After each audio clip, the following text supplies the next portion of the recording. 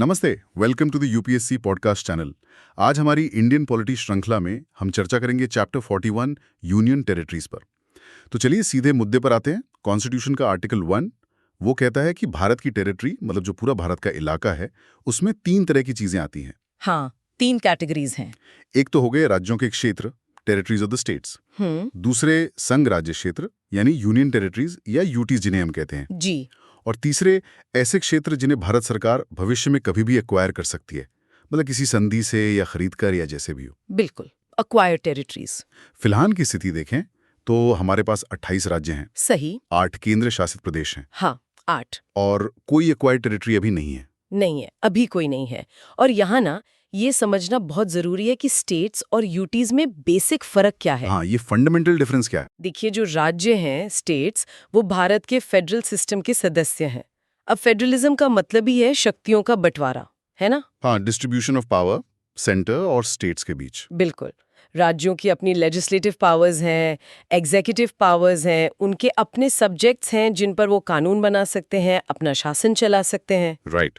लेकिन union territories ये एकदम अलग कहानी है। ये वो इलाके हैं जो सीधे मतलब डायरेक्टली केंद्र सरकार के कंट्रोल और एडमिनिस्ट्रेशन में आते हैं। अच्छा, डायरेक्ट कंट्रोल। हाँ, इसीलिए इन्हें सेंट्रली एडमिनिस्टर्ड टेरिटरीज भी कहते हैं। तो यहाँ वो स्टेट वाला पावर शेयरिंग वाला हिसाब नहीं है। सेंटर और इन यूटीज का रिश्ता आप कह सकती हैं कि प्योरली यूनिटरी है। यूनिटरी मतलब सारी शक्ति केंद्र के पास। अल्टीमेटली हाँ, सारी शक्तियां केंद्र में निहित हैं। ये व्यवस्था जो है ये इंडियन फेडरलिज्म से एक तरह का डिपार्चर है, एक अलग रास्ता है। ये दिलचस्प है। तो ये बात तो साफ हो गई कि यूटीज सीधे सेंटर के अंडर आते हैं। पर ये बने कैसे? इनकी हिस्ट्री क्या है? मतलब आज़ादी के बाद अचानक से तो ये कॉन्सेप्ट नहीं आ गया होगा। नहीं, बिल्कुल नहीं। इसकी जड़ें तो ब्रिटिश इंडिया तक जाती हैं, काफी पीछे। अच्छा, कैसे?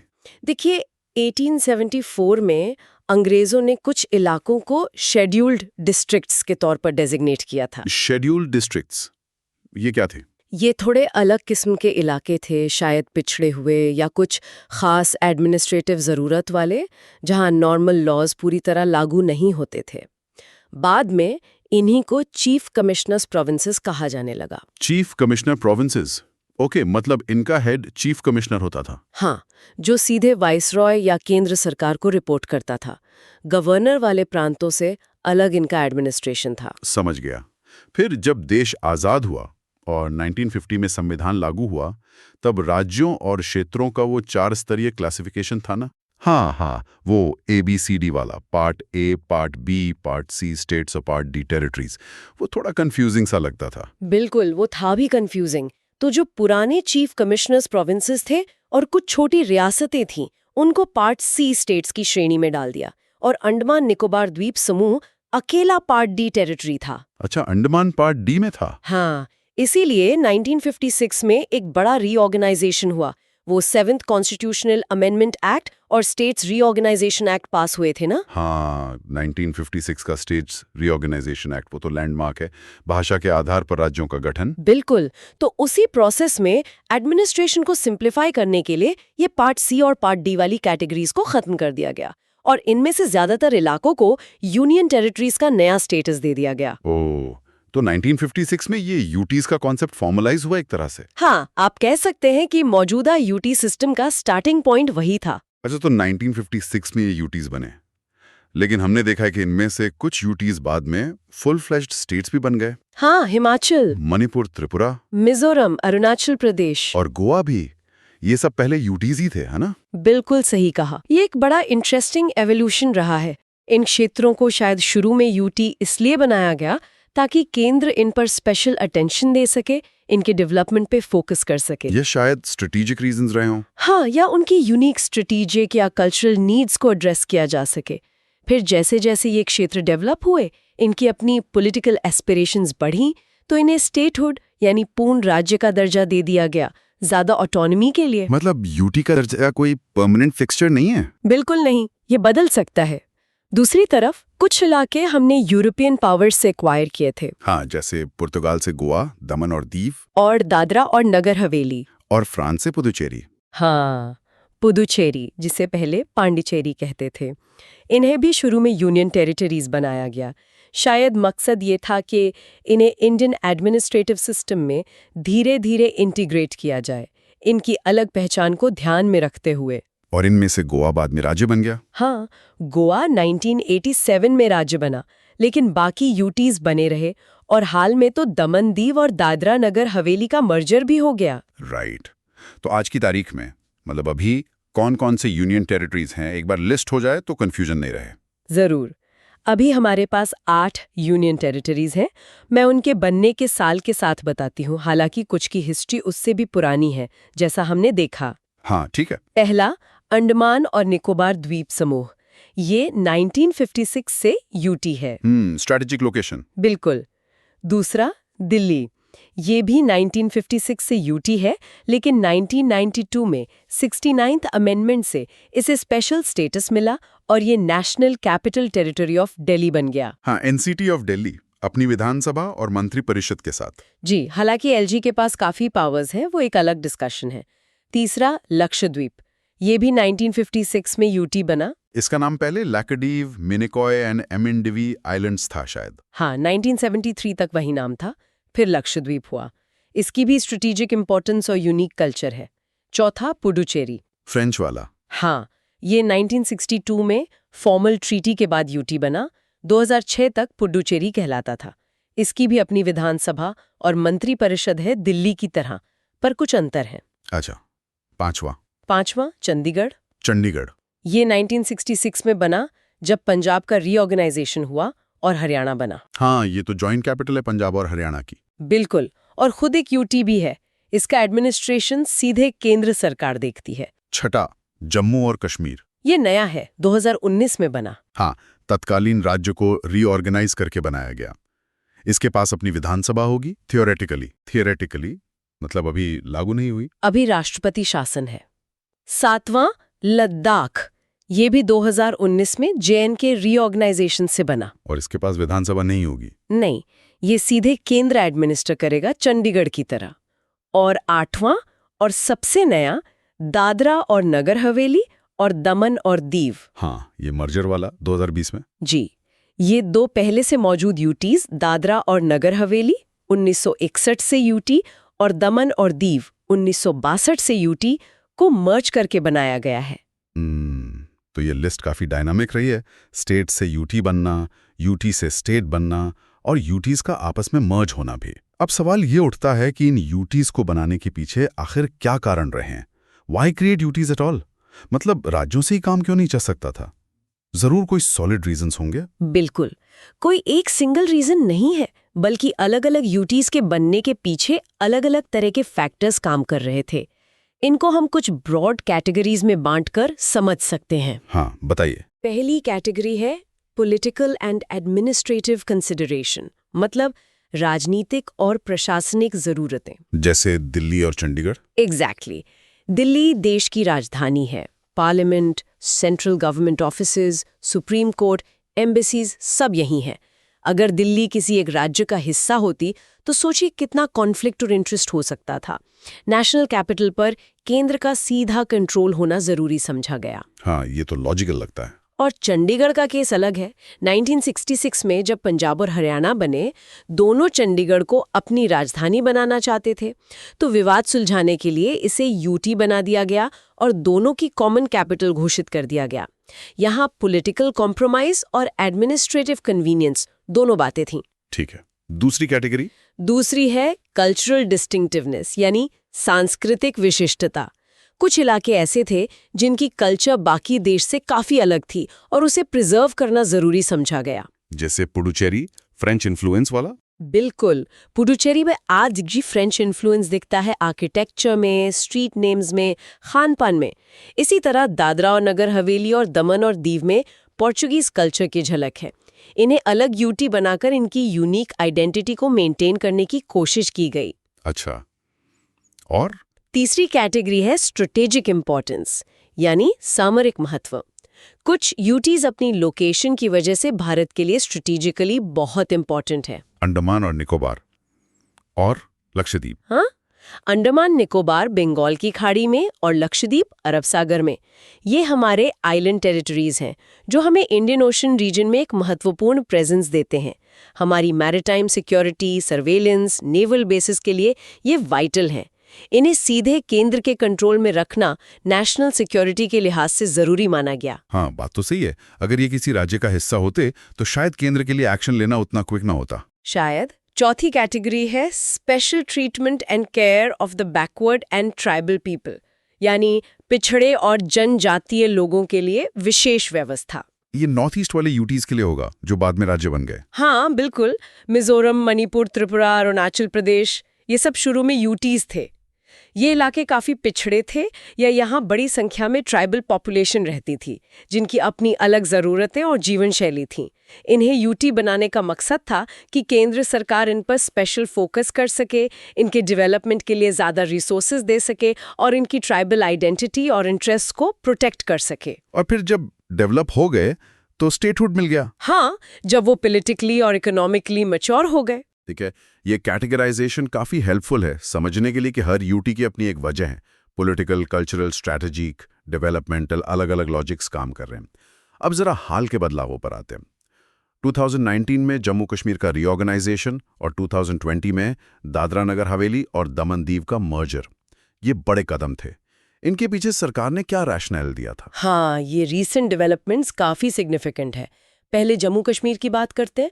अगस्त 2019 में सरकार ने आर्टिकल 370 को इफेक्टिवली न्यूट्रलाइज किया और Jammu and Kashmir reorganisation act pass किया। इसके तहत तत्कालीन राज्य को 2 यूटीज में बांट दिया गया। हाँ, एक यूटीएफ जम्मू एंड कश्मीर विधानसभा के साथ जी, और दूसरा यूटीएफ लद्दाख बिना विधानसभा के। सरकार ने संसद में इसके क्या कारण बताए थे? What was the official justification? देखिए, जब होम मिनिस्टर ने संसद में बिल पेश किया तो सरकार की तरफ से ये तर्क दिए गए थे, ये सरकार के बताए कारण हैं, इन पर अलग अलग व्यूज हो सकते हैं, वो हमें नोट करना चाहिए। हाँ, बिल्कुल, ऑब्जेक्टिव रिपोर्टिंग। तो लद्दाख के लिए कहा गया कि ये डिवीजन भौगोलिक रूप से बहुत बड़ा है पर आबादी कम है और टेरेन बहुत डिफिकल्ट है, पहाड़ी इलाका है, कनेक्टिविटी इश्यूज है। और सबसे बड़ी बात ये कहा गया कि लद्दाख के लोगों की बहुत पुरानी मांग थी कि उन्हें जेएनके से अलग करके यूटी बनाया जाए ताकि उनकी स्पेसिफिक नीड्स और एस्पिरेशंस पूरी हो सके और उनका विकास सीधे केंद्र की निगरानी में हो। अच्छा, ये लद्दाख के लिए जस्टिफिकेशन था। हाँ। और जम्मू कश्मीर के लिए? जम्मू और कश्मीर के लिए सरकार का तर्क था कि राज्य में क्रॉस बॉर्डर टेररिज्म से पैदा हुई इंटरनल सिक्योरिटी सिचुएशन एक बड़ी चुनौती है। लॉ एंड ऑर्डर बनाए रखने, गवर्नेंस को इम्प्रूव करने और आतंकवाद से निपटने के लिए जरूरी है कि इसे फिलहाल यूटी बनाया जाए विधानसभा के साथ। ये भी उम्मीद जताई गई कि इससे रीजन में डेवलपमेंट तेज होगा। ठीक है, ये जेएनके रीऑर्गेनाइजेशन का सरकारी पक्ष हुआ। अब आते हैं दादरा और नगर हवेली और दमन और दीव के मर्जर पर। ये 2020 में हुआ। ये तो पहले से ही 2 अलग अलग यूटीज थे, इन्हें मिलाने की क्या जरूरत पड़ी?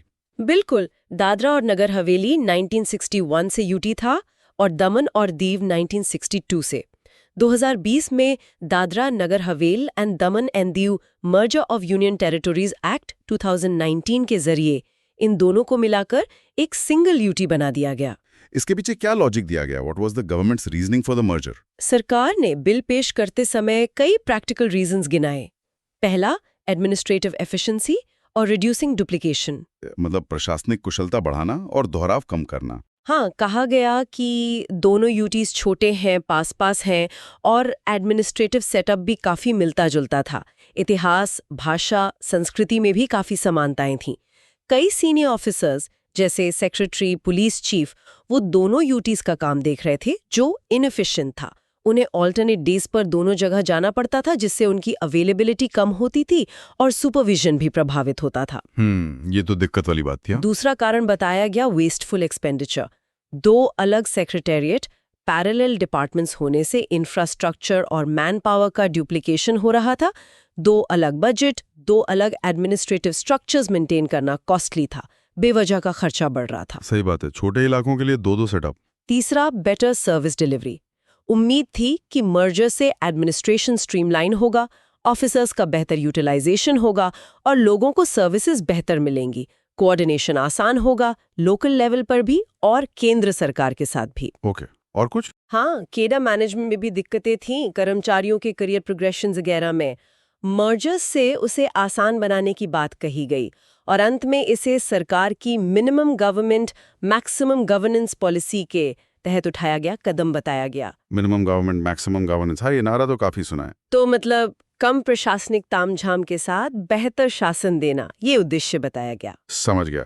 तो मतलब एफिशिएंसी, कॉस्ट सेविंग और बेटर गवर्नेंस मुख्य कारण बताया गया इस मर्जर के लिए। तो ये थी पूरी कहानी इन यूनियन टेरिटरीज के बनने की, उनके पीछे के अलग अलग कारणों की, पॉलिटिकल, कल्चरल, स्ट्रेटेजिक, डेवलपमेंटल और हाल के रीऑर्गेनाइजेशन और मर्जर की। ये देखना वाकई दिलचस्प है कि कैसे भारत का एडमिनिस्ट्रेटिव मैप, जिसे हम कहते हैं, वो स्टैटिक नहीं है, बिल्कुल नहीं, बल्कि जरूरत के हिसाब से इवॉल्व होता रहा है। स्टेट्स बने, यूटीज बने, यूटी स्टेट बने, यूटीज मर्ज हुए। ये दिखाता है कि सिस्टम में काफी फ्लेक्सिबिलिटी है। हाँ बिल्कुल, ये फ्लेक्सिबिलिटी ही भारतीय स्टेट स्ट्रक्चर की एक खासियत है। ये दिखाता है कि कैसे one size fits all approach की जगह अलग अलग क्षेत्रों की स्पेसिफिक कंडीशंस और नीड्स को अकोमोडेट करने के लिए टेलर्ड सॉल्यूशंस निकाले गए हैं। स्टेट्स और यूटीज का ये कोएग्जिस्टेंस, जहां स्टेट्स फेडरल प्रिंसिपल्स पर चलते हैं और यूटीज यूनिटरी प्रिंसिपल्स पर, ये इंडियन फेडरलिज्म का एक यूनिक फीचर है। सही कहा, ये टेक्स्ट बुक मॉडल से काफी अलग और डायनामिक है। हाँ, चलिए, ये बैकग्राउंड और एवोल्यूशन तो हमने समझ लिया, काफ़ी इंटरेस्टिंग रहा ये डिस्कशन। अब आगे बढ़ते हैं और देखते हैं कि इन यूनियन टेरिटरीज का प्रशासन चलता कैसे है। मतलब इन्हें एडमिनिस्टर कौन करता है, प्रेसिडेंट का क्या रोल है, लेफ्टिनेंट गवर्नर या एडमिनिस्ट्रेटर की क्या पावर्स होती हैं, और दिल्ली और पुडुचेरी जैसे यूटीज जिनके पास अपनी विधानसभा है, उनका सिस्टम बाकी यूटीज से कैसे अलग है, कॉन्स्टिट्यूशनल प्रोविजंस क्या है इनके बारे में। ओके, अब हम बात करेंगे यूनियन टेरिटरीज के एडमिनिस्ट्रेशन पर। ये टॉपिक कॉन्स्टिट्यूशन के पार्ट 8 में है, आर्टिकल्स 239 से 241 तक। और जैसे ही हम इसमें थोड़ा अंदर जाते हैं, एक चीज़ बिल्कुल साफ हो जाती है तो सब यूनियन टेरिटरीज एक ही कैटेगरी में, पर इनका जो एडमिनिस्ट्रेटिव सिस्टम है वो बिल्कुल एक जैसा नहीं है, कोई यूनिफॉर्मिटी नहीं है। बिल्कुल वैसे जैसे मान लीजिए एक ही बिल्डिंग है पर उसमें फ्लैट्स अलग अलग है, कोई 1 BHK, कोई पेंट हाउस, सबका अपना अलग हिसाब किताब। हाँ, बिल्कुल सही कहा। और ये समझना ज़रूरी है कि ये जो फ़र्क हैं, ये डिफरेंसेस, ये बस ऐसे ही नहीं है। हर यूटी की आप कह सकते हैं अपनी कहानी है, अपनी ज़रूरतें हैं। कोई शायद स्ट्रेटेजिक लोकेशन की वजह से यूटी है, कोई हिस्टोरिकल रीज़न से, कोई साइज़ में छोटा है। तो ये जो वैरायटी है ना एडमिनिस्ट्रेशन में, ये दरअसल एक कोशिश है इन अलग-अलग ज़रूरतों को एड्रेस करने की। एक one size fits all approach यहाँ शायद उतना कारगर नहीं होता। ये इंडियन गवर्नमेंट का एक कह सकते हैं कॉम्प्लेक्स लेकिन ज़रूरी पहलू है। तो फिर सबसे पहला बेसिक सवाल, इन यूटीज को चलाता कौन है? मतलब डे टू डे बेसिस पर कौन देखता है? सोर्स के हिसाब से देखें तो अल्टीमेट कंट्रोल तो प्रेसिडेंट का है, लेकिन अब प्रेसिडेंट तो हर यूटी में खुद जाकर काम नहीं कर सकते हैं ना, तो वो हर यूटी के लिए एक एडमिनिस्ट्रेटर अपॉइंट करते हैं। तो मतलब प्रेसिडेंट इन एडमिनिस्ट्रेटर्स के जरिए यूटीज को गवर्न करते हैं। हाँ, और यहीं पर एक बहुत ज़रूरी, एक बहुत इंपॉर्टेंट डिस्टिंक्शन है जो सोर्स भी बताता है। ये जो एडमिनिस्ट्रेटर है, ये प्रेसिडेंट का एजेंट है, उनका प्रतिनिधि। ये स्टेट के गवर्नर की तरह उस टेरिटरी के हेड ऑफ स्टेट नहीं है। ये समझना बहुत जरूरी है। देखिए, गवर्नर की एक अपनी कॉन्स्टिट्यूशनल पोजीशन होती है स्टेट में, वो राज्य के प्रमुख हैं। भले ही उनकी पावर्स नॉमिनल हों ज्यादातर मामलों में, लेकिन एडमिनिस्ट्रेटर वो तो सीधा सीधे सेंटर के एजेंट है, प्रेसिडेंट के इंस्ट्रक्शंस पर काम करते हैं। अच्छा, इसको ऐसे समझिए जैसे किसी बड़ी मल्टीनेशनल कंपनी का जो इंडिया हेड होता है, वो इंडिया ऑपरेशंस देखता है, पर वो कंपनी का मालिक नहीं है ना? वो ग्लोबल सीईओ को रिपोर्ट करता है, उनके डायरेक्शंस फॉलो करता है। एडमिनिस्ट्रेटर का रोल कुछ वैसा ही समझिए, वो सेंटर के नुमाइंदे हैं यूटी में। ये फर्क पावर डायनामिक्स के लिहाज से बहुत क्रूशियल है। बिल्कुल, मतलब सीधी रिपोर्टिंग प्रेसिडेंट को हो। और सोर्स ये भी कहता है कि प्रेसिडेंट ही ये तय करते हैं कि इस एडमिनिस्ट्रेटर का डेजिग्नेशन क्या होगा। कहीं उन्हें लेफ्टिनेंट गवर्नर कहा जाता है, एलजी, जैसे दिल्ली, पुडुचेरी, अंडमान निकोबार, जम्मू कश्मीर और लद्दाख में। ये नाम सुनकर थोड़ा लगता है कि शायद ये यूटी ज्यादा इंपॉर्टेंट हैं, ये बड़े हैं। हाँ, हो सकता है, स्ट्रेटेजिकली या पॉलिटिकली। फिर कहीं चीफ कमिश्नर या सिर्फ एडमिनिस्ट्रेटर का टाइटल होता है, जैसे चंडीगढ़, दादरा और नगर हवेली और दमन दीव में और लक्षद्वीप में। तो नाम अलग अलग है पर काम वही है, प्रेसिडेंट के एजेंट। हाँ, और इसमें एक और इंटरेस्टिंग पॉइंट है जो सोर्स बताता है। प्रेसिडेंट चाहे तो किसी पास के स्टेट के गवर्नर को भी उस स्टेट के साथ साथ किसी नजदीकी यूटी का एडमिनिस्ट्रेटर अपॉइंट कर सकते हैं। अरे हाँ, जैसे पंजाब के गवर्नर और चंडीगढ़। बिल्कुल, सबसे फेमस एग्जाम्पल यही है। पंजाब के गवर्नर वो चंडीगढ़ के एडमिनिस्ट्रेटर भी होते हैं। अब यहाँ सिचुएशन थोड़ी इंटरेस्टिंग हो जाती है। जब गवर्नर अपने स्टेट यानी पंजाब के लिए काम कर रहे होते हैं तो उन्हें ज़्यादातर मामलों में अपने काउंसिल ऑफ मिनिस्टर्स की सलाह पर काम करना होता है। लेकिन जैसे ही वो यूटी यानी चंडीगढ़ के एडमिनिस्ट्रेटर वाली हैट पहनते हैं तब वो इस काउंसिल ऑफ मिनिस्टर से बिल्कुल इंडिपेंडेंटली एक्ट करते हैं। तब वो सीधे प्रेसिडेंट के एजेंट के तौर पर काम करते हैं। ओह, तो एक ही व्यक्ति दो रोल, बिल्कुल अलग अलग नियमों के साथ। ये तो बड़ा दिलचस्प है। हाँ, ये बैलेंसिंग एक्ट होता होगा। सोचना पड़ता होगा कि दोनों रोल्स में कोई कॉन्फ्लिक्ट ना हो। राइट। ये तो हुई उन यूटीज की बात जहां सेंटर का कंट्रोल ज्यादा डायरेक्ट दिखता है। लेकिन कुछ यूटीज ऐसे भी हैं जो थोड़े थोड़े स्टेट्स जैसे लगते हैं ना। वहां अपनी लेजिस्लेटिव असेंबली भी है, अपनी चुनी हुई सरकार भी है, काउंसिल ऑफ मिनिस्टर्स हैं जिसे चीफ मिनिस्टर हेड करते हैं। सोर्स बताता है कि ये 3 यूटीज हैं। पुडुचेरी, ये तो काफी पुराना है, 1963 से। दिल्ली, जिसे 1992 में ये स्टेटस मिला। और सबसे नया है जम्मू और कश्मीर, 2019 के रीऑर्गेनाइजेशन के बाद। हाँ, इनके असेंबली में सीट्स भी अलग अलग हैं। पुडुचेरी में 30, दिल्ली में 70 और जेएनके में 83।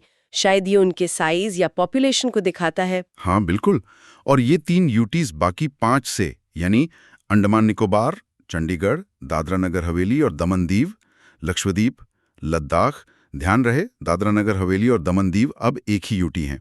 इस मामले में बिल्कुल अलग हैं।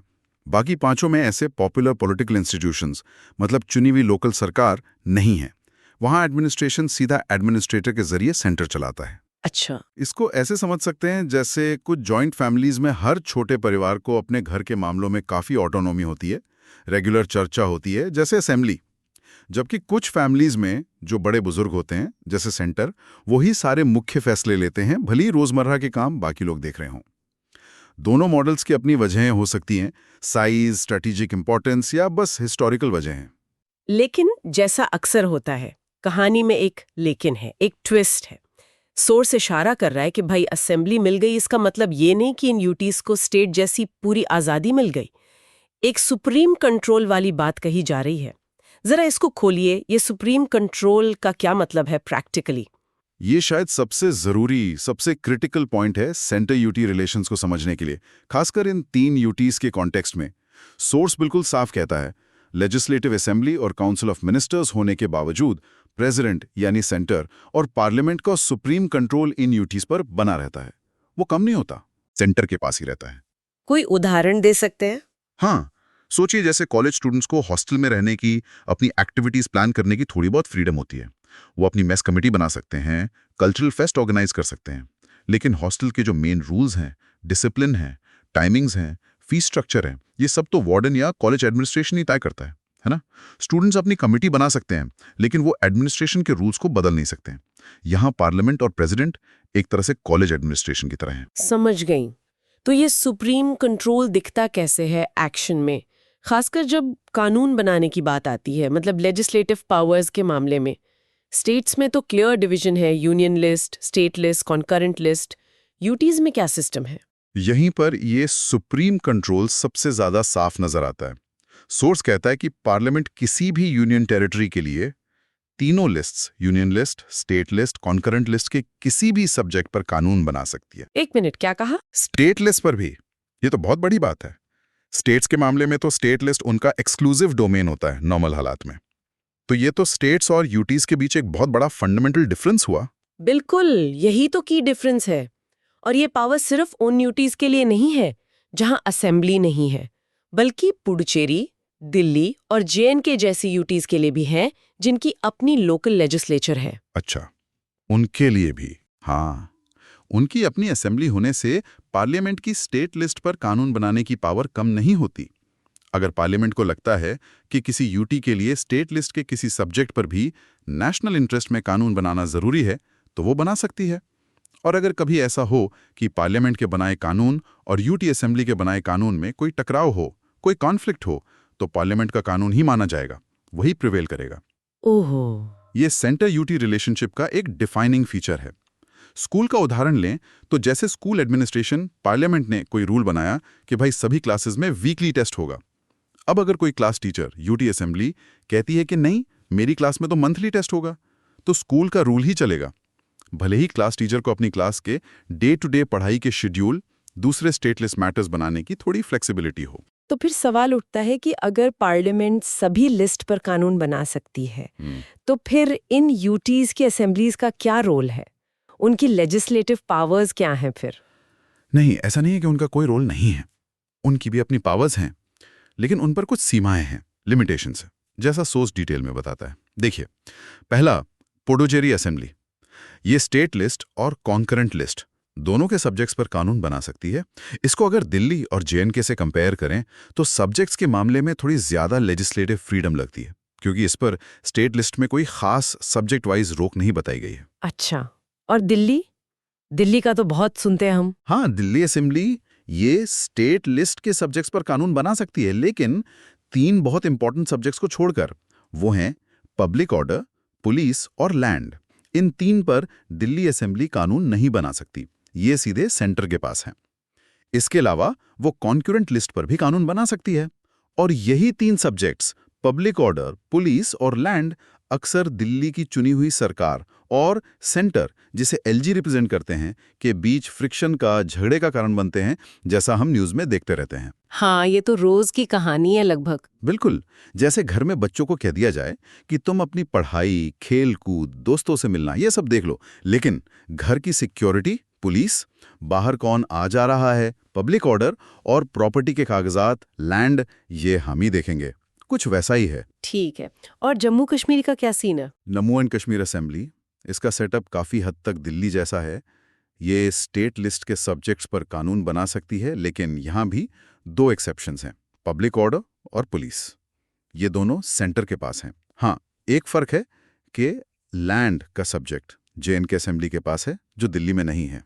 अच्छा, लैंड जेएनके असेंबली के पास है। हाँ, और कॉन्करेंट लिस्ट पर भी जेएनके असेंबली कानून बना सकती है। तो यहाँ भी पब्लिक ऑर्डर और पुलिस जैसे क्रूशियल एरियाज में सेंटर ने डायरेक्ट कंट्रोल रखा है।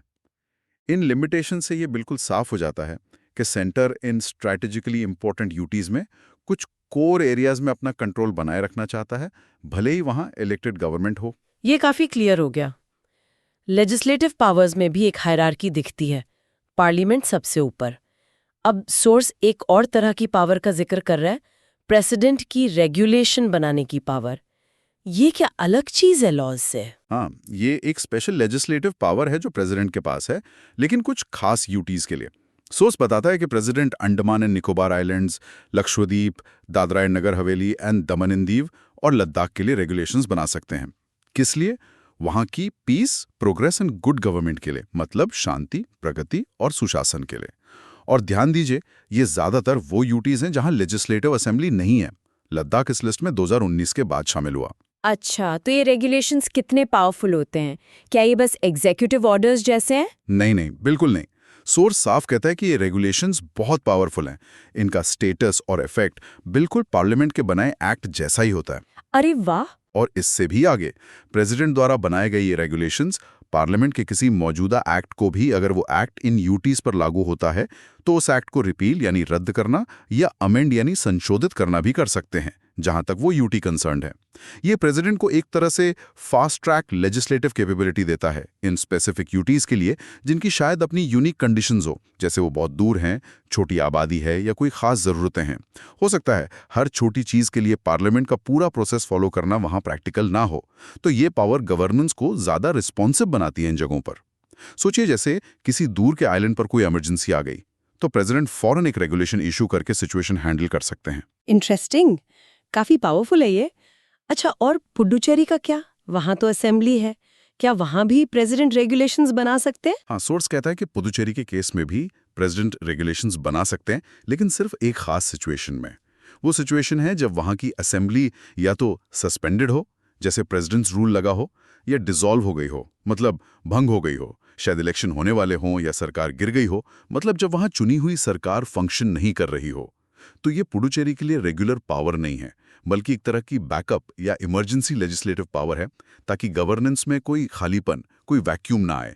ये सुनिश्चित करता है कि एडमिनिस्ट्रेशन चलता रहे। ठीक है, एडमिनिस्ट्रेशन और लेजिस्लेशन की बात हो गई। अब आते हैं तीसरे पिलर पर, जुडिशरी, न्यायपालिका। न्यायिक संरचना या जुडिशियल स्ट्रक्चर क्या है यूटीज के लिए? क्या हर यूटी का अपना हाई कोर्ट होता है जैसे स्टेट्स का होता है? नहीं, ऐसा बिल्कुल जरूरी नहीं है। यहां भी फ्लेक्सिबिलिटी रखी गई है। सोर्स बताता है कि पार्लियामेंट कानून बनाकर ये तय करती है या तो वो किसी यूटी के लिए एक अलग हाई कोर्ट बना सकती है या फिर उस यूटी को किसी पास के स्टेट के हाई कोर्ट के जुरिस्डिक्शन में डाल सकती है। जुरिस्डिक्शन में डालने का मतलब उस स्टेट का हाई कोर्ट ही उस यूटी के लिए भी हाई कोर्ट का काम करेगा। सारे केसेस वहीं सुने जाएंगे। तो क्या कोई ऐसी यूटी है जिसका अपना अलग हाई कोर्ट है? हाँ, बिल्कुल है, और ये एक ही है, एक यूनिक केस है। सोर्स के मुताबिक दिल्ली अकेली ऐसी यूनियन टेरिटरी है जिसका अपना हाई कोर्ट है, जो 1966 में बना था। अच्छा, सिर्फ दिल्ली का? हाँ, शायद दिल्ली की जो खास पोजीशन है नेशनल कैपिटल, उसकी बड़ी पॉपुलेशन और यहाँ होने वाले केसेस की संख्या और उनका नेचर, इन सब को देखते हुए ये जरूरी समझा गया होगा। बाकी सभी यूटीज किसी न किसी पड़ोसी स्टेट के हाई कोर्ट के साथ जुडिशली जुड़े हुए हैं। तो बाकी यूटीज का पेरेंट हाई कोर्ट कौन सा है, ये लिस्ट भी देख लेते हैं सोर्स से। ये जनरल नॉलेज के लिए भी अच्छा है। Dadra and Nagar Haveli and Daman and Diu, ये बॉम्बे हाई कोर्ट के अंडर आते हैं। ये तो लॉजिकल लगता है। हाँ, बिल्कुल पास ही है। अंडमान एंड निकोबार आइलैंड्स, इनका जुरिस्डिक्शन कलकत्ता हाई कोर्ट के पास है। ये थोड़ा दूर लगता है मैप पर। हाँ, ये थोड़ा अजीब लगता है दूरी के हिसाब से, लेकिन शायद ब्रिटिश जमाने के जो हिस्टोरिकल एडमिनिस्ट्रेटिव लिंक्स रहे होंगे, उसी वजह से ये अरेंजमेंट चला रहा है। हो सकता है। चंडीगढ़, ये Punjab and Haryana high court के अंडर है। ये तो एक्सपेक्टेड था। हाँ, क्योंकि चंडीगढ़ दोनों की कॉमन कैपिटल है और हाई कोर्ट भी कॉमन है। लक्षद्वीप, ये आइलैंड्स केरला हाई कोर्ट के जुरिस्डिक्शन में आते हैं। केरला से नजदीकी है। सही। पुडुचेरी, ये मद्रास हाई कोर्ट यानी चेन्नई हाई कोर्ट के अंडर आता है। पुडुचेरी के हिस्से तमिलनाडु में ही है, तो ये भी लॉजिकल है। बिल्कुल। तो आखिर में जम्मू एंड कश्मीर और लद्दाख, इन दोनों यूटीज के लिए 2019 के बाद एक कॉमन हाई कोर्ट है, the high court of Jammu and Kashmir and Ladakh. हाँ, तो ये सारे अरेंजमेंट्स आप देखें तो administrative convenience, geographical proximity, case load का मैनेजमेंट और हिस्टोरिकल फैक्टर्स, इन सबका एक मिक्सचर है। हर छोटी यूटी में एक पूरा हाई कोर्ट सेटअप करना, जजेस, स्टाफ, बिल्डिंग, पूरा इंफ्रास्ट्रक्चर, ये काफ़ी रिसोर्स इंटेंसिव काम है, बहुत खर्चीला भी है। तो जो मौजूदा हाई कोर्ट्स हैं, उनका ज्यूरिसडिक्शन बढ़ा देना कई बार ज़्यादा प्रैक्टिकल और एफिशिएंट सोल्यूशन होता है। हाँ, ये बात तो सही है। रिसोर्स ऑप्टिमाइजेशन का अच्छा पॉइंट है ये।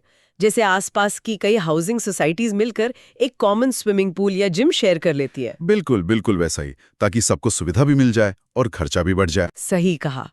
अच्छा, सोर्स में एक आखिरी छोटा सा पॉइंट है अक्वायर्ड टेरिटरीज के बारे में। अगर मान लीजिए भविष्य में इंडिया कोई नई टेरिटरी एक्वायर करता है, किसी संधि से या किसी और तरीके से, तो उसका एडमिनिस्ट्रेशन कैसे होगा? क्या उसके लिए कॉन्स्टिट्यूशन में कोई अलग से स्पेशल चैप्टर है? सोर्स कहता है कि कॉन्स्टिट्यूशन में अक्वायर्ड टेरिटरीज के एडमिनिस्ट्रेशन के लिए कोई अलग से स्पेसिफिक प्रोविजंस नहीं दिए गए हैं, लेकिन इसका मतलब ये नहीं कि कोई सिस्टम नहीं है। सिस्टम है। तो फिर क्या होगा ऐसी सिचुएशन में? कैसे गवर्न होगी वो नई टेरिटरी? बहुत सिंपल, जो कॉन्स्टिट्यूशनल प्रोविजंस यूनियन टेरिटरीज के एडमिनिस्ट्रेशन के लिए हैं, जिनके बारे में हमने अभी इतनी डिटेल में बात की, आर्टिकल्स 239 से 241 वगैरह, वही प्रोविजंस ऑटोमेटिकली ऐसी अक्वायर्ड टेरिटरीज पर भी अप्लाई हो जाएंगे। अच्छा, मतलब उन्हें भी यूटी की तरह ही ट्रीट किया जाएगा? हाँ, उन्हें भी यूनियन टेरिटरी की तरह ही एडमिनिस्टर किया जाएगा जब तक पार्लियामेंट कोई और व्यवस्था ना कर दे। इससे ये फायदा है कि अगर ऐसी कोई सिचुएशन आती है तो एक रेडीमेड एडमिनिस्ट्रेटिव फ्रेमवर्क हमारे पास होगा और कोई लीगल या एडमिनिस्ट्रेटिव वैक्यूम क्रिएट नहीं होगा। एकदम से नए कानून बनाने की जरूरत नहीं पड़ेगी। शुरुआती दौर में जो मौजूदा यूटी फ्रेमवर्क है वही इस्तेमाल हो जाएगा। ठीक है, तो ये था यूनियन टेरिटरीज के एडमिनिस्ट्रेशन का पूरा खाका। काफ़ी सारी परतें हैं इसमें। एडमिनिस्ट्रेटर का रोल, फिर वो असेंबली वाली यूटीज और उनकी लिमिटेड पावर्स, पार्लियामेंट का सुप्रीम कंट्रोल, प्रेसिडेंट के स्पेशल रेगुलेशंस, और फिर ये हाई कोर्ट्स का सिस्टम। हर यूटी की अपनी कहानी, अपना सेटअप। ये कॉम्प्लेक्सिटी शायद इंडिया की डाइवर्सिटी को मैनेज करने का एक तरीका है। बिल्कुल, ये सिस्टम सेंटर को फ्लेक्सिबिलिटी देता है। कुछ जगहों पर शायद डायरेक्ट कंट्रोल जरूरी लगता है, जैसे स्ट्रैटेजिक आइलैंड्स या नेशनल कैपिटल के कुछ पहलू। कुछ जगहों पर लोकल लोगों की इच्छाओं को, एस्पिरेशंस को अकोमोडेट करने के लिए असेंबलीज दी गई हैं। ये एक डायनामिक सिस्टम है जो समय के साथ बदला भी है, इवॉल्व भी हुआ है, जैसे हमने जेएनके के केस में देखा। तो ये कॉम्प्लेक्सिटी एक तरह से टेलर्ड गवर्नेंस, मतलब हर किसी के नाप के हिसाब से शासन, उसकी इजाजत देती है। टेलर्ड गवर्नेंस, हाँ, ये सही शब्द है इसको बताने के लिए। लेकिन इस कॉम्प्लेक्सिटी के बीच हमेशा एक टेंशन भी रहती है, ऑटोनॉमी वर्सेस कंट्रोल। कितनी स्वायत्तता दी जाए और कितना नियंत्रण रखा जाए। और सोचने वाली बात यह है कि भविष्य में ये बैलेंस किस तरफ झुकेगा। क्या यूटीज, खासकर जिनके पास असेंबलीज हैं, उन्हें और ज़्यादा पावर्स मिलेंगी, वो स्टेटहुड के और करीब जाएंगे, या फिर नेशनल इंटीग्रेशन और सिक्योरिटी के नाम पर सेंटर का कंट्रोल और मजबूत होगा। ये सवाल सिर्फ इन यूटीज के लिए ही नहीं बल्कि इंडिया के पूरे फेडरल स्ट्रक्चर के लिए भी महत्वपूर्ण है। बहुत सही पॉइंट उठाया आपने। ये एक लगातार चलने वाली बहस है, एक ऑनगोइंग डिस्कशन है, जिसके जवाब शायद हमें वक्त के साथ ही मिलेंगे। चलिए अब आगे बढ़ते हैं। ठीक है, तो अब हम दिल्ली के लिए जो विशेष प्रावधान हैं, मतलब स्पेशल प्रोविजंस फॉर दिल्ली, उन पर चर्चा करेंगे। दिल्ली देश की राजधानी है और इसका एडमिनिस्ट्रेटिव सेटअप बाकी जगहों से काफी अलग है ना? बिल्कुल। अक्सर खबरों में रहता है, गवर्नेंस को लेके तो खासकर। बिल्कुल। दिल्ली सिर्फ एक और यूनियन टेरिटरी नहीं है, इसे संविधान में एक बहुत ही यूनिक स्टेटस मिला हुआ है। ये समझना जरूरी है कि ये व्यवस्था क्यों है, कैसे काम करती है और इसमें क्या खास चैलेंजेस हैं। ये सिर्फ किताबों की बात नहीं है, ये दिल्ली की रोजमर्रा की पॉलिटिक्स और एडमिनिस्ट्रेशन को सीधे अफेक्ट करती है। हाँ, ये बात तो है। तो ये स्पेशल स्टेटस आया कहाँ से? मतलब इसका ओरिजिन क्या है? अचानक तो नहीं बना होगा। What's the origin story? हाँ, तो इसकी जड़ें हैं 69वें संविधान संशोधन अधिनियम 1991 में, मतलब 69th कॉन्स्टिट्यूशनल अमेंडमेंट एक्ट 1991। ये एक लैंडमार्क अमेंडमेंट था जो 1 फरवरी 1992 से लागू हुआ। इसने दिल्ली के पूरे गवर्नेंस स्ट्रक्चर को आप कह सकते हैं बदल दिया। इसी एक्ट ने दिल्ली को फॉर्मली राष्ट्रीय राजधानी क्षेत्र दिल्ली यानी national capital territory of Delhi NCT of Delhi का नाम और दर्जा दिया। ये सिर्फ नाम बदलना नहीं था बल्कि इसके पीछे एक सोच थी कि देश की राजधानी को एक ज्यादा रिप्रेजेंटेटिव फॉर्म ऑफ गवर्नमेंट मिलनी चाहिए, भले ही पूरी तरह से राज्य का दर्जा न दिया जाए। अच्छा, और जो एडमिनिस्ट्रेटर का पद था पहले, उसका क्या हुआ? उसे भी तो बदला गया था शायद। हाँ, बिल्कुल। पहले दिल्ली के हेड को एडमिनिस्ट्रेटर या चीफ कमिश्नर कहते थे। इस संशोधन के बाद पदनाम बदलकर उपराज्यपाल मतलब लेफ्टिनेंट गवर्नर LG कर दिया गया। ये पदनाम उन यूनियन टेरिटरीज के लिए ज्यादा कॉमन है जहां विधानसभा होती है, जैसे पुडुचेरी। अच्छा, LG, तो ये सिर्फ नाम का बदलाव नहीं था, एक तरह से सिग्नल था कि स्ट्रक्चर बदल रहा है। एग्जैक्टली। लेकिन इस संशोधन की सबसे बड़ी बात थी दिल्ली के लिए एक विधानसभा मतलब लेजिस्लेटिव असेंबली और एक मंत्रिपरिषद यानी काउंसिल ऑफ मिनिस्टर्स का प्रावधान करना। सीधे शब्दों में कहें तो दिल्ली को अपनी चुनी हुई सरकार और मुख्यमंत्री मिले। हाँ, ये दिल्ली के लोकतंत्रीकरण, डेमोक्रेटाइजेशन की तरफ एक बड़ा कदम था, लेकिन कुछ शर्तों के साथ, जैसा आपने कहा। हाँ, वो शर्तें बहुत महत्वपूर्ण हैं। अच्छा, तो इस विधानसभा लेजिस्लेटिव असेंबली पर थोड़ी और बात करते हैं। इसकी कॉम्पोजिशन क्या है, कितने सदस्य होते हैं और ये कैसे आते हैं, चुने जाते हैं या चुने जाते हैं? संविधान के अनुच्छेद 239 AA के तहत दिल्ली विधानसभा की सदस्य संख्या 70 तय की गई है, 70, और ये सभी सदस्य दिल्ली की जनता द्वारा सीधे वयस्क मताधिकार एडल्ट सफ्रेज के आधार पर चुने जाते हैं। Directly elected? हाँ, directly elected by the people. कोई नॉमिनेटेड मेंबर्स नहीं होते। ये पूरी तरह से इलेक्टेड बॉडी है, मतलब दिल्ली के लोग अपने MLAs को सीधे वोट देकर चुनते हैं। ओके, 70 सदस्य, और इनके चुनाव कौन कंडक्ट करवाता है? क्या दिल्ली का अपना स्टेट इलेक्शन कमीशन है जैसे राज्यों में होता है पंचायतों वगैरह के लिए? नहीं, यहाँ एक और महत्वपूर्ण बात है। दिल्ली विधानसभा के चुनाव भारत का चुनाव आयोग, election commission of India ECI करवाता है। अच्छा, ECI? हाँ, वही ECI जो लोकसभा और राज्यों की विधानसभाओं के चुनाव करवाता है। ये दिल्ली के राष्ट्रीय महत्व को भी दिखाता है कि इसके चुनाव नेशनल लेवल की संस्था करवाती है। ठीक है, अब सबसे जरूरी सवाल, इस विधानसभा के पास कानून बनाने की शक्तियां क्या हैं, लेजिस्लेटिव पावर्स? क्या ये किसी भी स्टेट लिस्ट या कॉन्करेंट लिस्ट के सब्जेक्ट पर कानून बना सकती है जैसे बाकी राज्य सरकारें करती हैं? जनरली स्पीकिंग, हाँ। दिल्ली विधानसभा राज्य सूची स्टेट लिस्ट और समवर्ती सूची कंकरेंट लिस्ट के ज्यादातर विषयों पर कानून बना सकती है।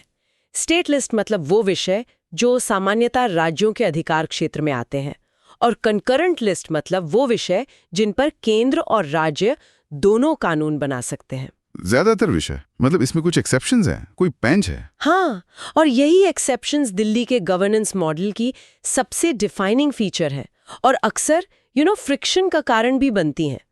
3 विषय ऐसे हैं जिन पर दिल्ली विधानसभा कानून नहीं बना सकती। अच्छा, वो कौन से 3 विषय हैं? ये जानना बहुत जरूरी है। ये 3 विषय हैं लोक व्यवस्था, पब्लिक ऑर्डर, ठीक है, पुलिस भी, ओके, हाँ, पुलिस और भूमि, लैंड। ये एंट्रीज 1, 2 और 18 है स्टेट लिस्ट की। इन तीनों विषयों पर कानून बनाने और प्रशासन का अधिकार पूरी तरह से केंद्र सरकार के पास है, संसद के माध्यम से। वाओ, पब्लिक ऑर्डर, पुलिस और लैंड, ये तो किसी भी सरकार के लिए मतलब बैकबोन जैसे होते हैं। तो दिल्ली की चुनी हुई सरकार के पास अपने शहर की law and order situation, police force या जमीन से जुड़े मामलों पर सीधा अधिकार नहीं है? नहीं, बिल्कुल नहीं। इन पर दिल्ली सरकार का कोई कंट्रोल नहीं होता। ये बहुत बड़ा लिमिटेशन है। इसके पीछे रैशनल क्या रहा होगा, मतलब क्यों रखा गया ऐसा? इसका मुख्य कारण दिल्ली का राष्ट्रीय राजधानी होना है। तर्क ये दिया जाता है कि देश की राजधानी की सुरक्षा, मतलब पब्लिक ऑर्डर और पुलिस, और उसके विकास यानी लैंड से जुड़े स्ट्रेटेजिक महत्व के विषयों पर केंद्र का नियंत्रण होना जरूरी है, नेशनल इंटरेस्ट को सेफगार्ड करने के लिए। National interest. लेकिन जाहिर है इससे इलेक्टेड गवर्नमेंट की पावर्स काफी कम हो जाती हैं, जिससे टकराव की स्थिति अक्सर बनती रहती है। बिल्कुल समझ आता है। अच्छा, और अगर पार्लियामेंट और दिल्ली असेंबली दोनों के बनाए कानूनों में कोई कॉन्फ्लिक्ट हो जाए, मान लीजिए कंकरेंट लिस्ट के किसी विषय पर, तो तब किसका कानून चलेगा? ऐसी स्थिति में संसद द्वारा बनाया गया कानून ही मान्य होगा। Law made by parliament will prevail करेगा। हाँ, अगर संसद का कानून पहले बना हो या बाद में, अगर वो दिल्ली विधानसभा के कानून से कॉन्फ्लिक्ट करता है, तो संसद का कानून लागू होगा और दिल्ली विधानसभा का कानून उस हद तक वॉइड हो जाएगा जिस हद तक वो संसद के कानून के खिलाफ है। अच्छा। हाँ, इसमें एक छोटा सा न्यूआंस है। अगर दिल्ली विधानसभा के किसी कानून को राष्ट्रपति की सहमति मिल जाती है, उसे रिजर्व करके प्रेसिडेंट के पास भेजा गया और उन्होंने असेंट दे दी, तो वो दिल्ली में लागू रह सकता है, भले ही वो संसद के किसी पुराने कानून के खिलाफ हो। ओके। लेकिन संसद फिर भी उसी विषय पर नया कानून बनाकर दिल्ली के कानून को ओवरराइड, मतलब बदल या रद्द कर सकती है। तो एसेंशियली पार्लियामेंट रिटेन्स ओवरराइडिंग पास। अंतिम शक्ति संसद के पास ही है। ये तो काफी हद तक सेंटर स्टेट लेजिस्लेटिव रिलेशंस जैसा ही है, जहां संसद का पल्ला भारी रहता है। ठीक है, अब आते हैं मंत्रिपरिषद पर। काउंसिल ऑफ मिनिस्टर्स, मुख्यमंत्री और बाकी मंत्री, इनकी संख्या पर क्या कोई लिमिट है? क्योंकि राज्यों में तो काफी बड़ी काउंसिल्स हो जाती हैं कभी-कभी। हाँ, दिल्ली के मामले में ये लिमिट बहुत सख्ती से तय की गई है। मंत्रिपरिषद की कुल संख्या मुख्यमंत्री को मिलाकर विधानसभा की कुल सदस्य संख्या के 10%, 10% से ज्यादा नहीं हो सकती। 10%, सिर्फ 10%? हाँ, क्योंकि दिल्ली विधानसभा में 70 सदस्य हैं, तो इसका मतलब है कि दिल्ली सरकार में अधिकतम 7 मंत्री हो सकते हैं, एक मुख्यमंत्री प्लस 6 अन्य मंत्री। अरे बाप रे, सिर्फ 7 मंत्री पूरी दिल्ली के लिए? ये तो कई राज्यों के मुकाबले बहुत ही कम है। ये भी शायद दिल्ली के यूनिक स्टेटस की वजह से है। बिल्कुल। अच्छा, अब एक और बहुत महत्वपूर्ण सवाल। मुख्यमंत्री की नियुक्ति, अपॉइंटमेंट कौन करता है? क्या एलजी करते हैं, जैसे राज्यों में गवर्नर करते हैं मुख्यमंत्री को अपॉइंट? नहीं, यहाँ पर एक और बड़ा ट्विस्ट है जो दिल्ली को बाकी राज्यों और यहाँ तक के पुडुचेरी जैसे यूटी से भी अलग करता है। दिल्ली के मुख्यमंत्री की नियुक्ति राष्ट्रपति करते हैं, प्रेसिडेंट ऑफ इंडिया, उपराज्यपाल, एलजी नहीं। प्रेसिडेंट? सीरियसली? ये सच में बहुत अलग है। ये तो दिखाता है कि दिल्ली पर केंद्र का कितना डायरेक्ट इन्फ्लुएंस है स्ट्रक्चर में ही। एग्जैक्टली। व्यवहार में राष्ट्रपति उसी व्यक्ति को नियुक्त करते हैं जिसे विधानसभा में बहुमत का समर्थन प्राप्त हो। ये पार्लियामेंट्री कन्वेंशन है, लेकिन फॉर्मल अपॉइंटमेंट प्रेसिडेंट द्वारा होती है। वाओ। और बाकी मंत्रियों की नियुक्ति, उनका अपॉइंटमेंट कौन करता है? अन्य मंत्रियों की नियुक्ति भी राष्ट्रपति ही करते हैं, लेकिन मुख्यमंत्री की सलाह पर, on the advice of the chief minister. अच्छा, तो सीएम अपनी टीम चुनते हैं और प्रेसिडेंट उन्हें फॉर्मली अपॉइंट करते हैं। हाँ, ये प्रक्रिया केंद्र सरकार जैसी है, जहां प्रधानमंत्री की सलाह पर राष्ट्रपति अन्य मंत्रियों को नियुक्त करते हैं। ठीक है, और इन मंत्रियों का कार्यकाल, वो कब तक अपने पद पर रहते हैं? कोई फिक्स टर्म होता है? नहीं, मंत्री राष्ट्रपति के प्रसाद पर्यंत पद धारण करते हैं। Ministers hold office during the pleasure of the president. Pleasure of the president. इसका मतलब क्या हुआ? राष्ट्रपति कभी भी हटा सकते हैं? टेक्निकली हाँ, लेकिन पार्लियामेंट्री कन्वेंशन के अनुसार प्लेजर ऑफ द प्रेसिडेंट यहाँ व्यवहार में विधानसभा के विश्वास पर और मुख्यमंत्री की सलाह पर निर्भर करता है। मतलब जब तक काउंसिल ऑफ मिनिस्टर्स को विधानसभा का कॉन्फिडेंस हासिल है और मुख्यमंत्री चाहें, तब तक वो पद पर रहते हैं। अगर विधानसभा में विश्वास खो दें तो उन्हें जाना ही होगा। ओके, समझ गया। और इनकी अकाउंटेबिलिटी किसके प्रति होती है? कलेक्टिव रिस्पॉन्सिबिलिटी का सिद्धांत यहाँ कैसे लागू होता है? हाँ, ये सिद्धांत यहाँ पूरी तरह लागू होता है। मंत्रिपरिषद सामूहिक रूप से विधानसभा के प्रति उत्तरदायी होती है, collectively responsible to the assembly. ठीक है। इसका मतलब है कि पूरी सरकार एक टीम की तरह काम करती है, और अगर विधानसभा सरकार के खिलाफ अविश्वास प्रस्ताव नो कॉन्फिडेंस मोशन पास कर दे तो मुख्यमंत्री समेत पूरी मंत्रिपरिषद को इस्तीफा देना पड़ता है। ये संसदीय लोकतंत्र का कोर प्रिंसिपल है जो दिल्ली में भी मौजूद है। They are answerable to the assembly. ठीक है, तो हमने असेंबली देख ली, काउंसिल ऑफ मिनिस्टर्स देख लिया। अब आते हैं सबसे ज्यादा शायद डिबेटेड एस्पेक्ट पर, उपराज्यपाल, एलजी और चुनी हुई मंत्रिपरिषद के बीच का रिलेशनशिप। ये काम कैसे करता है? क्या मंत्रिपरिषद की सलाह एलजी पर बाइंडिंग होती है? देखिए, संविधान का अनुच्छेद 239 AA कहता है कि मुख्यमंत्री के नेतृत्व वाली मंत्रिपरिषद उन मामलों में जिन पर विधानसभा कानून बना सकती है, उपराज्यपाल को उनके कार्यों में सहायता और सलाह देगी। Aid and advise the LG governor. ये स्टैंडर्ड पार्लियामेंट्री फ्रेज है। हाँ, ये तो सुना है। लेकिन क्या इसमें कोई कैच है, कोई किंतु परंतु? हमने सुना है कि एलजी के पास कुछ डिस्क्रिशनरी पावर्स होती हैं। हाँ बिल्कुल, ये एड एंड एडवाइस का प्रावधान उन मामलों को छोड़कर है जिनमें उपराज्यपाल को कानूनन अपने विवेक डिस्क्रेशन से कार्य करने की आवश्यकता होती है। संविधान या कोई और कानून एलजी को ऐसी शक्तियां दे सकता है जहां वो मंत्रिपरिषद की सलाह मानने के लिए बाध्य नहीं है। और ये विवेकाधीन शक्तियां, डिस्क्रिशनरी पावर्स कौन सी हैं? ये भी तो तय नहीं है शायद पूरी तरह से। इसी पर तो विवाद होता है। हाँ, ये भी कई बार इंटरप्रिटेशन का और विवाद का विषय रहा है, लेकिन जो प्रोविजन सबसे ज्यादा चर्चा में रहता है वो है मतभेद की स्थिति में। हाँ, वही।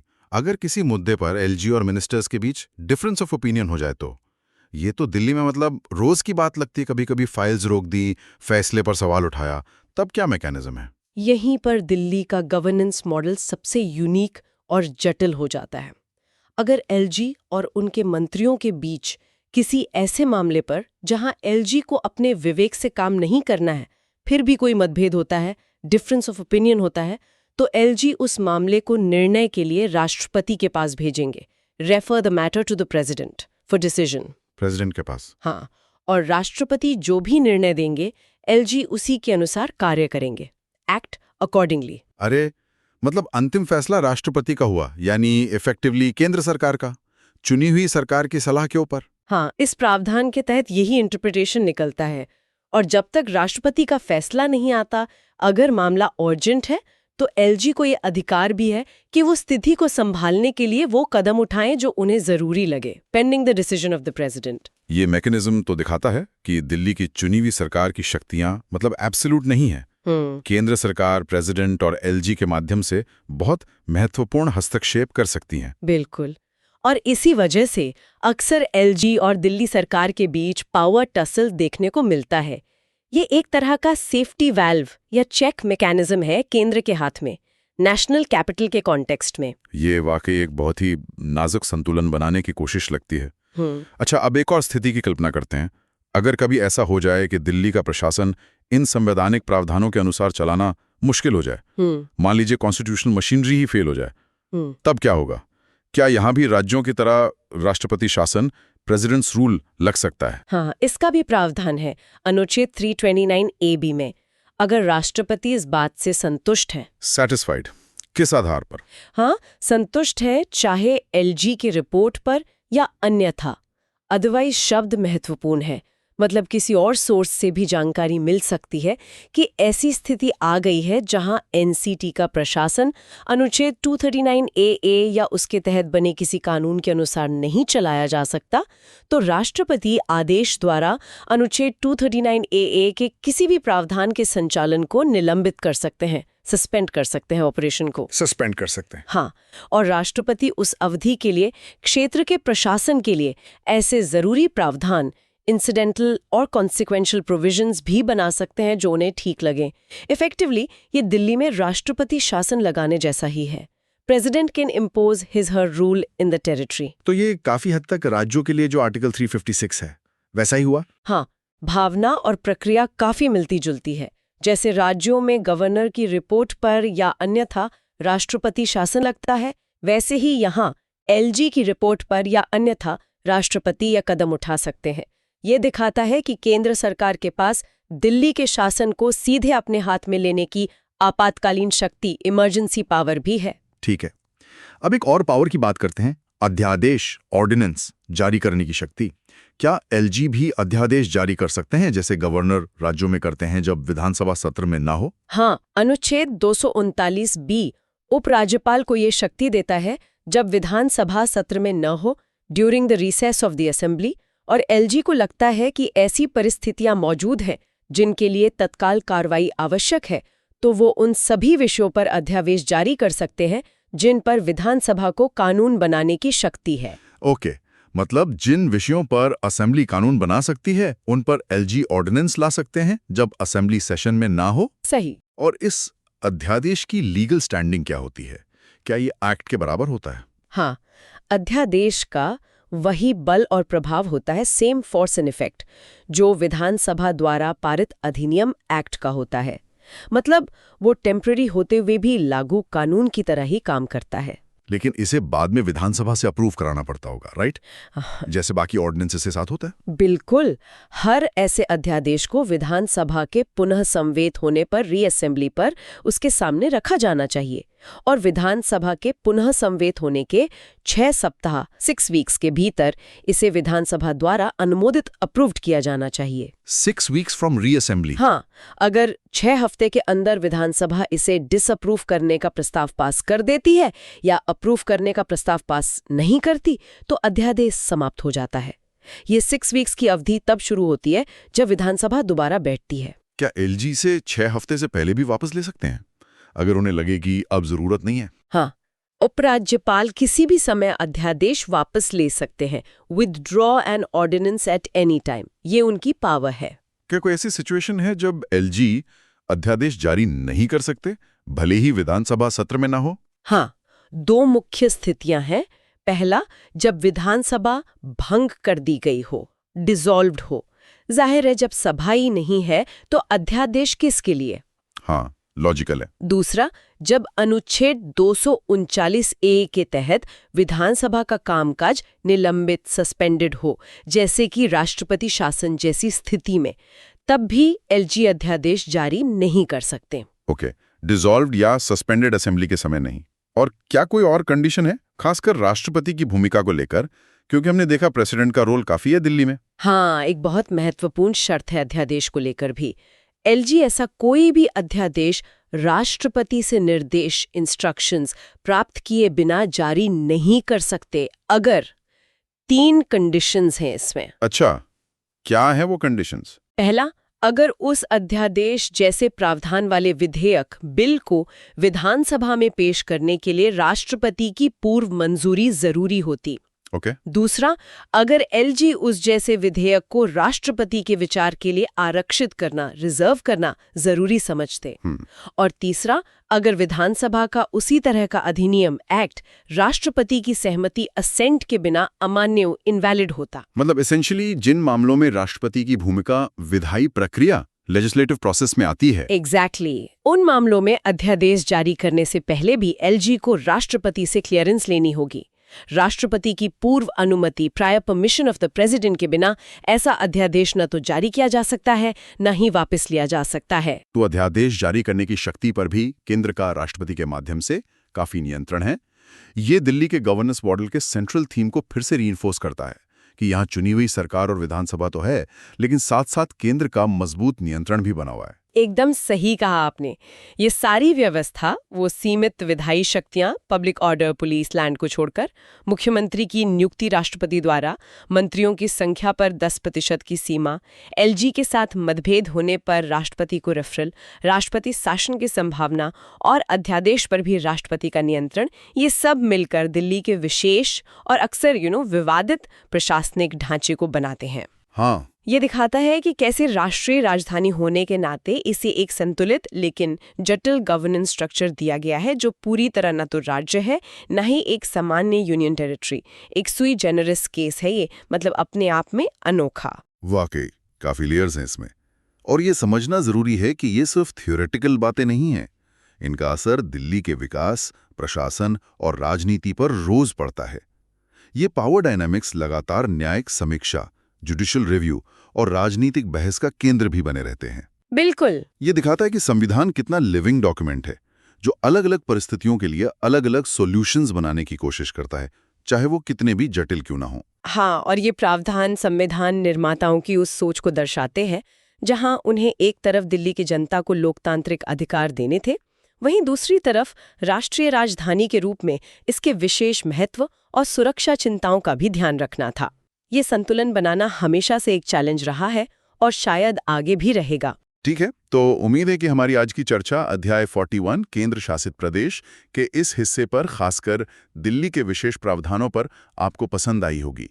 यूपीएससी विषयों पर ऐसी और गहरी चर्चाओं के लिए द यूपीएससी पॉडकास्ट चैनल को सब्सक्राइब करें। धन्यवाद। जय हिंद।